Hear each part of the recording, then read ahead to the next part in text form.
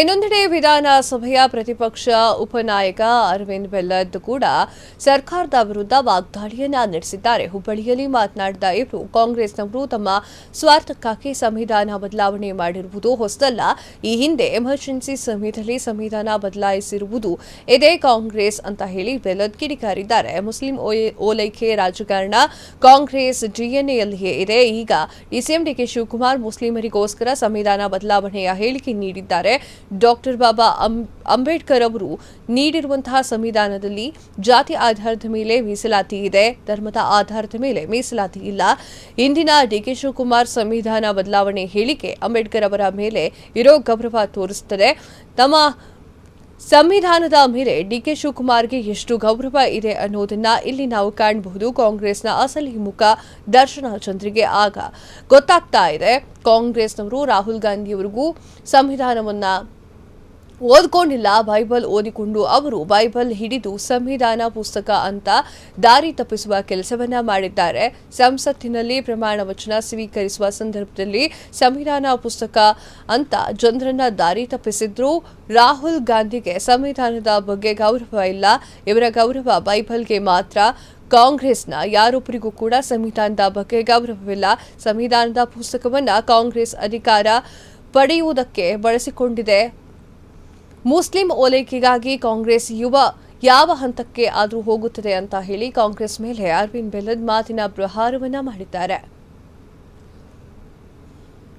ಏನೋ ಹೊಸದಲ್ಲ, ತಮ್ಮ ಸ್ವಾರ್ಥ ಸಂಬಂಧ ಮೊದಲಿಂದಲೂ ಕೂಡ ಕಾಂಗ್ರೆಸ್ನವರು ಸಂವಿಧಾನ ಬದಲು ಮಾಡಿದ್ದಾರೆ.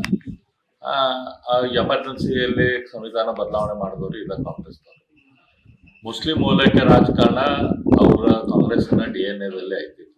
ಅದ್ರ ಸಂಬಂಧ ಅವರು ಸಂವಿಧಾನವನ್ನು ಬದಲು ಮಾಡ್ತೇವೆ ಅಂತ ಡಿ ಕೆ ಶಿವಕುಮಾರ್ ಅವರು ಹೇಳಿದ್ದಾರೆ. ಅಂಬೇಡ್ಕರ್ ಅವರು ಕೊಟ್ಟ ಸಂವಿಧಾನದಲ್ಲಿ ಅಂಬೇಡ್ಕರ್ ಅವರ ಆಶಯದ ಪ್ರಕಾರ ನಮ್ಮ ದೇಶದಲ್ಲಿ ರಿಸರ್ವೇಶನ್ ಇರಬೇಕಾಗಿದ್ದು ಜಾತಿಯ ಆಧಾರದ ಮೇಲೆ, ಧರ್ಮದ ಆಧಾರದ ಮೇಲೆ ಇಲ್ಲ. ಇದ್ರ ಬಗ್ಗೆ ಬಹಳ ಸುದೀರ್ಘವಾಗಿ ಚರ್ಚೆ ಸಂವಿಧಾನ ರಚನೆ ಸಂದರ್ಭದಲ್ಲಿ ಆಗಿದ್ದೈತಿ.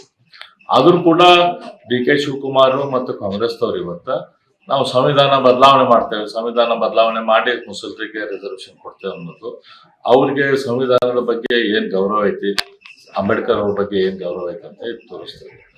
ಇದು ಮೊದಲಿಂದಾನು ಇದ್ದಿದ್ದು. ಜನರಿಗೆ ಇದು ಕಾಂಗ್ರೆಸ್ಸಿನ ಬಣ್ಣ ಈಗ ಹೊರಗೆ ಬರತ್ತೆ, ಈಗ ಗೊತ್ತಾಗುತ್ತೆ. ಅಂದ್ರೆ ಈಗ ರಾಹುಲ್ ಗಾಂಧಿ ಅವರು ಪ್ರಮಾಣ ವಚನ ಸ್ವೀಕಾರ ಟೈಮ್ನಾಗ ಅಂಬೇಡ್ಕರ್ ಸಂವಿಧಾನದ ಬುಕ್ ಹಿಡ್ಕೊಂಡು ಹೋಗಿ ಈ ಪ್ರಮಾಣ ವಚನ ಸ್ವೀಕಾರ ಮಾಡ್ತಾರೆ. ಇಲ್ಲಿ ನೋಡಿದ್ರೆ ರಾಜ್ಯದಲ್ಲಿ ಡಿಸಿಎಂ ಅವರು ವಿರೋಧ. ಮಂಡಲ್ ರಾಹುಲ್ ಗಾಂಧಿಗೆ ಅಂಬೇಡ್ಕರ್ ಅವ್ರ ಸಂವಿಧಾನಕ್ಕೆ ಏನು ಅವ್ರು ಉದಾಹರಣೆ. ಅಂಬೇಡ್ಕರ್ ಅವ್ರು ಬೈಬಲ್ ಓದೋರು ಪಾಪ. ಅವ್ರು ಬೈಬಲ್ ಕೈಯಾಗಿ ಇಟ್ಕೊಂಡು ಅದನ್ನ ಸಂವಿಧಾನ ಅಂತ ಹೇಳಿ ಎಲ್ಲರಿಗೂ ಜನರಿಗೆ ದಾರಿ ತಪ್ಪಿಸುವಂತ ಕೆಲಸ ಮಾಡ್ಯಾರ. ಅವ್ರಿಗೆ ಸಂವಿಧಾನದ ಬಗ್ಗೆ ಯಾವ್ದು ಗೌರವ ಇಲ್ಲ. ಅವ್ರಿಗೆ ಏನ್ರ ಒಂದಷ್ಟು ಮೇಲೆ ಆಪಾದನೆ ಮಾಡಿದ್ರು. ಈಗ ಅವ್ರ ಮೇಲೆ ಏನ್ ಒತ್ತಾಯ ಬಂದಿತ್ತು ಏನೋ ಗೊತ್ತಿಲ್ಲ. ಈಗ ತಮ್ಮ ಹೇಳಿಕೆಯನ್ನ ಬದಲಾವಣೆ ಮಾಡುವಂತ ಪ್ರಯತ್ನ ಮಾಡ್ತಿದ್ದಾರೆ.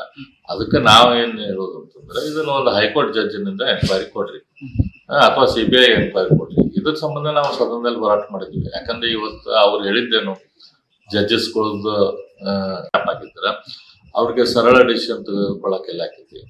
ಅವ್ರ ಆ ಇನ್ಫ್ಲೂಯೆನ್ಸ್ ಮೇಲೆ ಡಿಸಿಷನ್ ತೆಗೆದುಕೊಳ್ಳೋರು. ಹಂಗಾಗಿ ಇದ್ರ ಹಿಂದೆ ಏನೈತಿ, ಇದ್ರ ಹಕ್ಕಿಕತ್ತು ಹೊರಗೆ ಬರೋದು ದೇಶದ ದೃಷ್ಟಿಯಿಂದ, ರಾಜ್ಯದ